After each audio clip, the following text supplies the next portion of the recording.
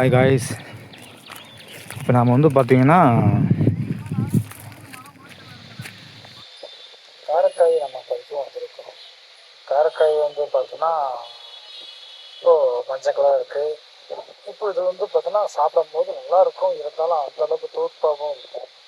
கொஞ்சம் சாஃப்டாக இருக்காது. அந்த அளவுக்கு பழமாக மட்டும்தான் அதை சாப்பிட்றதுக்கு நல்லா இருக்கும். இது வந்து காய்னா ரொம்ப மஞ்சள் இருக்கும். காய்ங்கிறத விட செங்கான்னு சொல்லலாம். அதை நஞ்சாக இருக்கிறது செங்காய். இன்னும் கொஞ்சம் அது நஞ்சை வந்து பார்த்தோன்னா ஒரு அழிஞ்சு போன நிலை மாதிரி இருக்கும். எலுமிச்சை பழம் பார்ப்போம்ல, அதில் வந்து பார்த்தோன்னா அழிஞ்சு போன இடத்துக்கு இருக்கும், அந்த பேரில் இருக்கும். அது இது வந்து செங்காய். அது அழிஞ்சு பொண்ணு கொஞ்சம் குழன்னு தன்மையில் இருக்கும்போது அந்த பழத்தை இந்த காரக்காயை சாப்பிடும்போது அந்த காரக்காய் பழத்தை சாப்பிடும்போது இன்னும் கொஞ்சம் டேஸ்ட்டாகவே இருக்கும்.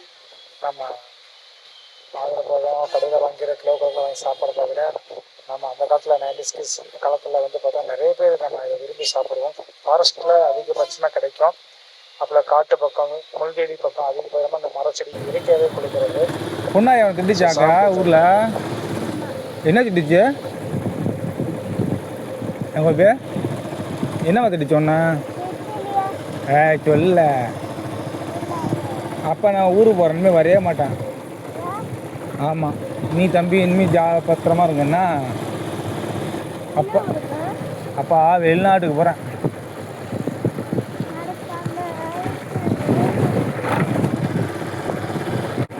சரியா? அப்பா இனிமேல் வரைய மாட்டேன்.